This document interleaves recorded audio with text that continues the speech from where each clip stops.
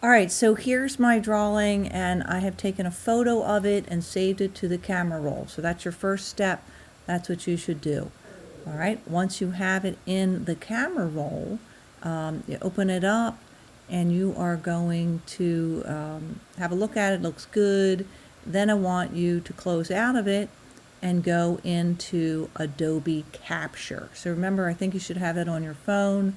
Adobe Capture will allow you to go to that little icon on the lower right-hand side to open up the camera roll, find your image. You want to be on the shape tool, okay? And then you want to touch the little shutter button there, and it brings it up, and there it is. And at this point, you can touch it up. You could add things to it, like if you think, oh, I want to do something here, you could do that with the brush tool. You could also go to the eraser tool and take out some of those little artifacts that are on there you don't want. Clean it up, get it ready. Anything you think you need to touch up, and go ahead and touch it up from there. And then when you have it the way you want it, you click done. If you want to smooth it out, what I like to do that. I just like the look of it. You can go ahead and do that. You don't have to. When you are finished and it looks good the way you want it, you can go ahead up to the save button and you click on save. That's going to bring up your library, and mine says St. Paul's and it's called Shape 15, so I know that's what I'm going to look for when I go to Photoshop now and open this up in Photoshop. So I'm going to create a new document, and I'm going to make it 8.5 by 11, letter size. And when I have this open, I want to go in and find the libraries panel. So one turned on, so I'm going to go down, window, libraries, turn it on. And hopefully it's going to connect for me. Okay, right now I'm looking at St. Paul's, and the first thing in there are colors and things like that. So let's scroll down, and I can see there is my shape. Okay, shape 15.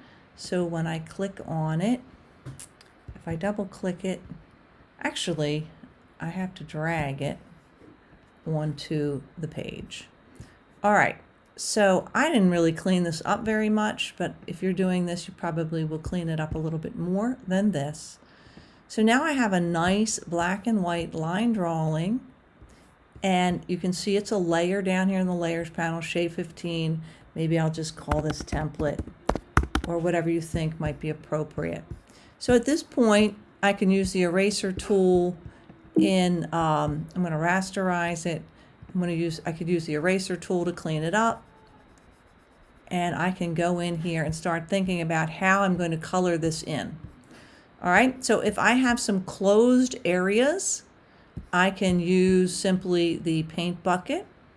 Remember, if these things aren't closed, you're going to get bleed over like that. So that's something to consider when you are creating the drawing or before you put it in Capture. You can fix it now by going back and creating some closed lines. Like if I just wanted this area, I could go back in, and I'm doing this quickly, but I could close that off like that. You can't have any gaps when you're filling in with the paint bucket. If you've used the paint bucket, you know that, right? Okay, well, I still didn't quite get it. But hopefully you get the idea with the paint bucket, all right? You cannot have areas that have any gaps. I've cleaned up the areas that had the gaps. So at this point, I can, excuse me, go to the paint bucket, and if I want to use the paint bucket, I can do it without having that issue of it bleeding over. All right, so you can go through, okay, I got something there, so that would have to be fixed. But anyway, let's say that was correct. I put a color in there and everything's good. At this point, I want to put my type on. So I wouldn't suggest putting the type on in the drawing, because you can put the type on now and it's going to just look better. Unless you really do it very neatly and you want that look, go ahead and make it part of the drawing. But I'm just going to say we're not going to do that right now. I'm going to use the, excuse me, I didn't mean to do that. I'm going to come over here and I'm going to use the type tool, and that's going to make another layer for me. And this is where you're going to choose your color, you're going to choose your typeface according to the look you want and fit it in here, using some of the tools available in Photoshop. Again, I will say that if we had Illustrator, if we were using Illustrator, there's a lot more you can do to make your type look very customized and get the look you want. And if that's something you want to do, install Illustrator, I will help you do that. We can do that in a little group session or what have you, because it might be beneficial if you want to go down that road. All right, so I'm going to type in something here.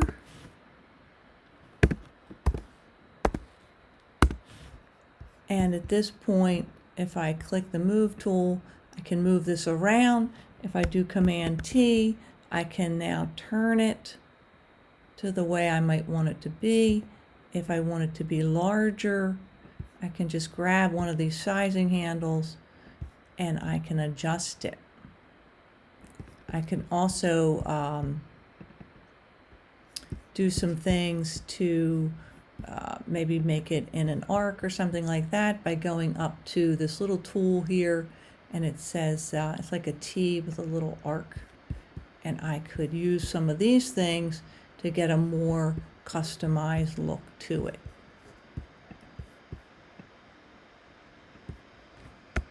I can also adjust some of the things about the spacing of my text if I go to the character panel, okay? And if you don't see that, here's character there. I'm going to uncheck it, check it again just so you can see it. And you can move, your letters closer together if you think that's going to look more interesting. Move them further apart. A couple of the things you can do there. All right. So you could continue to add text if you needed and play around with some of these elements.